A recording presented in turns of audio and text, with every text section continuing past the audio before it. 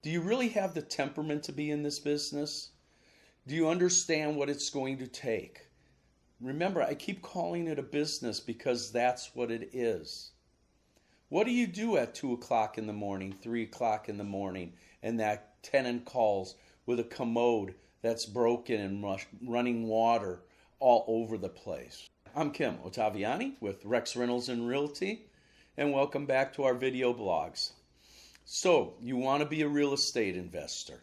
You've seen them on TV, those 3 o'clock in the morning shows, and you're lucky that you'll be up at 3 o'clock in the morning because that's normally when those emergency phone calls come in.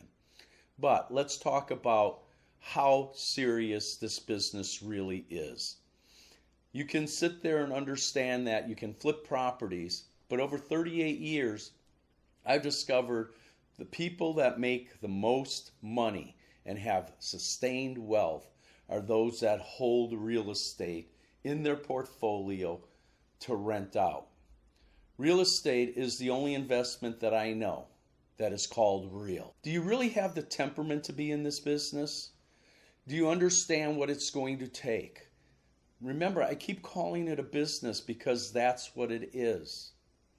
What do you do at 2 o'clock in the morning, 3 o'clock in the morning, and that tenant calls with a commode that's broken and running water all over the place? You have to get out there and take care of it before it becomes a mold issue. You can't let water run. And we'll discuss in insurance reasons also why you can't do that. The rigor involved just isn't answering those phone calls and not the setups of what's involved. You have to make sure it's a business. You have tenants that start paying a little bit here, a little bit late there, and before you know it, they're a month behind. We talked about eviction, and sooner or later, that's how it starts.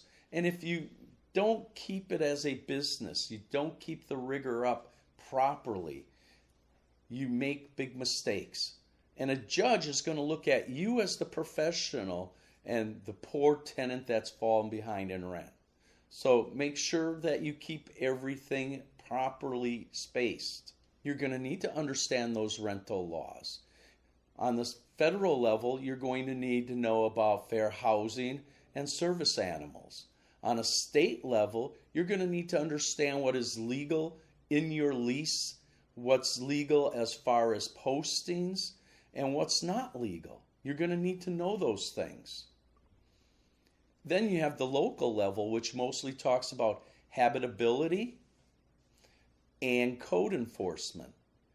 Remember we talked about that commode breaking and you didn't get out there timely? Guess what? You now could have a habitability issue. Remember those things. I used to be Mr. Fix-It. I realized that I could just about fix anything. Except now that it's a business, there are certain things that you cannot do legally because the property isn't something you're living in. It's for rent. It's a business venture by all means. So you're going to need a good general contractor.